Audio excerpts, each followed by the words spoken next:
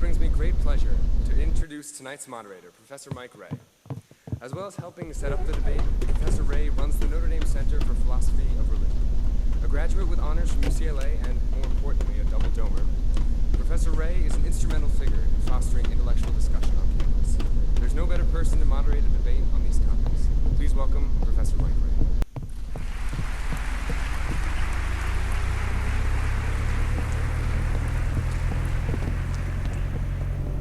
Thanks, Malcolm and Daniel. Thanks to all of you for being here. Since it was founded in the late 1970s, the Center for Philosophy of Religion has primarily been a think tank for research in philosophy of religion and specifically Christian philosophy. More recently, though, we've started to look for ways to promote more serious philosophical reflection and dialogue about religion and the Christian faith within the undergraduate community on campus. Remarkably, just as we were beginning to think about how we might do that, Daniel O'Duffy walked into my office, dropping not only the idea for tonight's event into our laps, but also over 2/3 of the funding and more than half of the organizational work already completed. Over the past several months, we've watched really in awe as Malcolm and Daniel have worked their magic. They've taught us how to put together an amazing show that will sell out to a crowd of students in 90 minutes flat without even a hint of football in the title. I'm excited to be here tonight, and I'm also excited about the prospect. The topic to be discussed tonight is the question of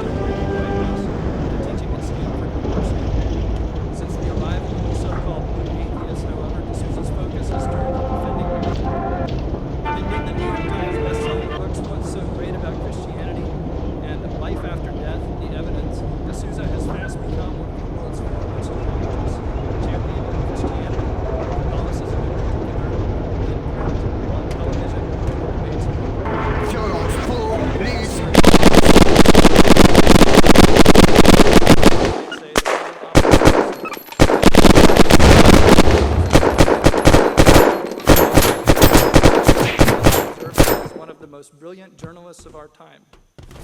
As with many of us, his life and thought have been significantly impacted by the religiously motivated violence and cruelty that he has witnessed firsthand. Like many of us, he has identified religion itself on the mission. He's the author of numerous books, including the best-selling God is Not Great, How Religion Poisons Everything, and he is now commonly characterized as one of the 4 horsemen of atheism. Teaming up with the other horsemen, Miller, Crowley, Layden, outlined against a blue-gray October sky.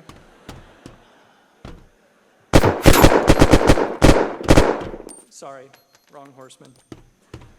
Teaming up with the other horsemen, Sam Harris, Richard Dawkins, and Daniel Dennett, Christopher Hitchens has traveled the world challenging religion and its defenders wherever they may be found. The structure of tonight's debate will be as follows. Hitchens will start, taking 15 minutes for his opening remarks, defending the motion that religion is the problem, followed by D'Souza with a 15-minute opposition to the motion. Each will then get 5 minutes for a rebuttal. After that, we'll have about 40 minutes for questions from the audience. There are 2 microphones on the ground floor on either side of the stage. If you have a question for either debater tonight, please line up in an orderly fashion behind the mics, no pushing, once I open the floor to questions. Each will be given a couple of minutes at the end for some closing remarks. Please remember that flash photography, freelance videotaping, and active cell phones are prohibited. Please also do not use laptops. The debate is being videotaped. It will show up on YouTube and on the Center for Philosophy of Religion website. just sit back and enjoy it. Please also bear in mind that although this debate is on a contentious topic, our goal tonight is to have an intellectually serious discussion. With that in mind, do feel free to applaud the speakers, but please refrain from booing, interrupting, throwing fruit, or otherwise disrupting the event.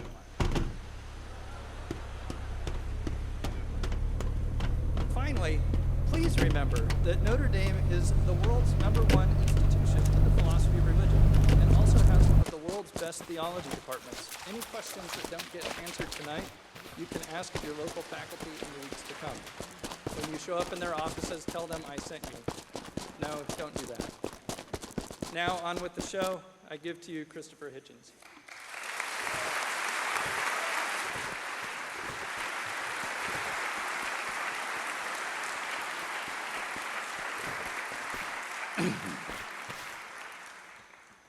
Thank you, Professor. Very generous introduction. Thank you, ladies and gentlemen.